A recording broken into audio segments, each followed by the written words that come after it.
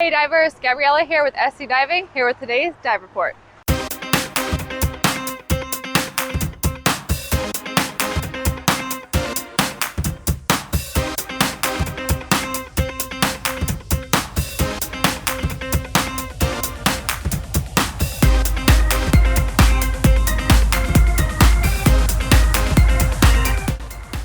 So today we decided to dive at Corral Canyon here in Malibu. We started up the coast checking conditions at Deer Creek, Carrillo, Broad Beach, but the swells were a little bit too big for our comfortability, so we decided to come here, and as you can tell, the conditions are pretty flat.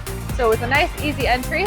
We got in just over an hour dive, about 15 feet of visibility, 56-degree water temperature, so it was a little chilly by the time we got out, but we saw a ton of nudibranchs, some dolphins on our way out, an octopus, halibut.